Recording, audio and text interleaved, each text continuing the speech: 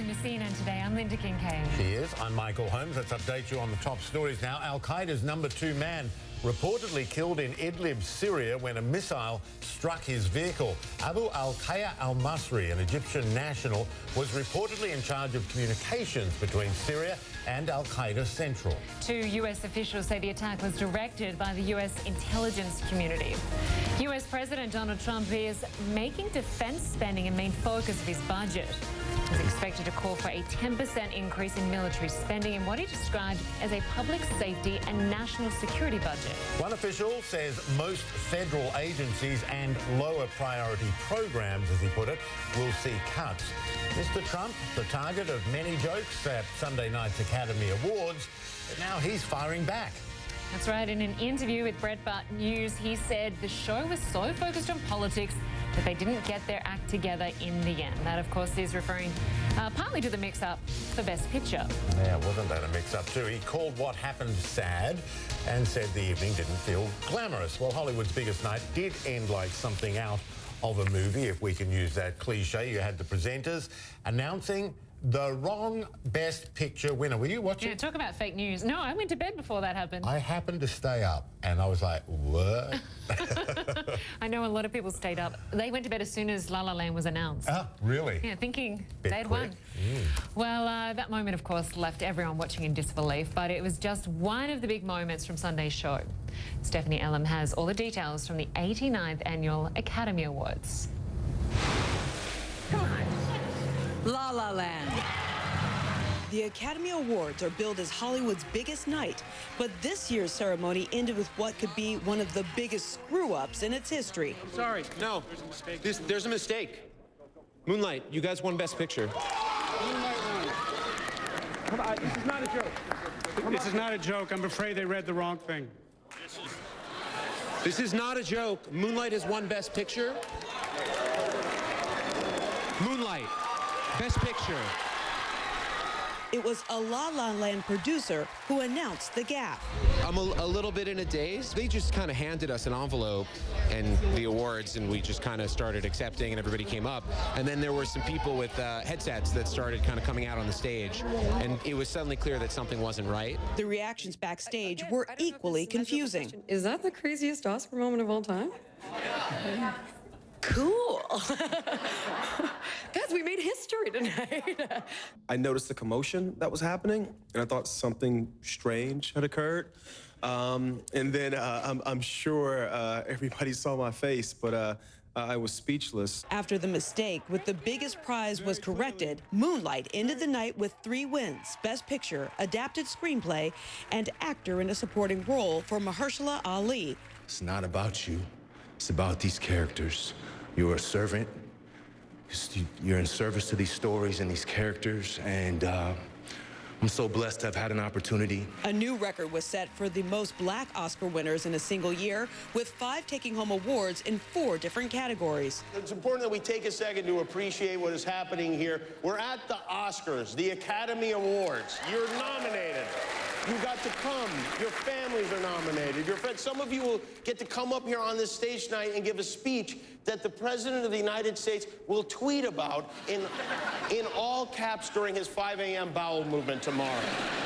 While Oscars host Jimmy Kimmel took jabs at President Trump throughout the telecast, it was the best foreign language film win by Iranian director Ashghar Farhadi, where politics took center stage. Dividing the world into the us and our enemies categories creates fear, a deceitful justification for aggression and war. These wars prevent democracy and human rights in countries which have themselves been victims of aggression. Stephanie Elam, CNN, Hollywood. And Michael Musto, a columnist with Out.com, joins us again from New York with more on Oscar's big night. I suppose worst performance by an accounting company is going to be a new category. But before we get to that, I just got a memo that actually Moonlight didn't win. It was Sausage Party. I've got it. Before I let you go on, congratulations to you, sir. You were among the few who essentially nailed it on predictions. 75% success rate. And you know what? If I had only turned off the TV when they said the winner is La La Land, I would have done even better because I predicted La La Land for Best Picture. So did everybody. I'll get your lottery numbers off you later. What did you think? I mean, I watched it live and I thought, no, it can't be happening. It's got to be something. It was the most shocking thing I've ever seen, not only on an Oscars, but on television. And I just can't understand. It was obviously the fault of PricewaterhouseCoopers, which is the firm that does the tabulation and the envelopes. And they had envelopes on both sides of the stage, duplicates for each category. So they obviously gave poor old Warren Beatty and Faye Dunaway, who are legends and did Bonnie and Clyde together, and this was truly a crime scene, by the way. They gave them the wrong envelope. They gave them Best Actress Emma Stone for La La Land, which already had been given. And I don't fault Warren and Faye at all. Warren he looked like he could tell something was wrong. And a lot of people blame them for being elderly, but it wasn't their fault. It has nothing to, that's ageist, yeah. Warren didn't say a word. That was the smartest way to go. Faye saw La La Land on the card, and she would never imagine they would give the wrong envelope. That never happens. So she said the winner is La La Land. Yeah. But it was Sausage Factory. I feel so whatever it was. No, I'm kidding. Looking at some of the awards, Ben Affleck's little brother Casey won Best Actor. Matt Damon was the producer of that film, Manchester by the Sea. He could have actually taken that role himself and potentially got the award to take home. Casey Affleck looked, by the way, genuinely shocked. Well, he also looked like Grizzly Adams, if you ask me. Well, he did, I think he's preparing for a role. He's preparing for a role. But you know what? Matt Damon always looks sick when they remind him you had to turn the movie down. But that's showbiz. He had scheduling problems. He was doing a movie called The Great Wall, which is a huge flop, as Jimmy Kimmel was nice enough to point out.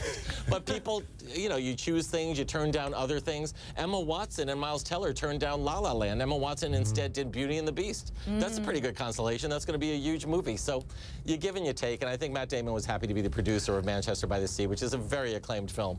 Overall, let's forget about how it ended.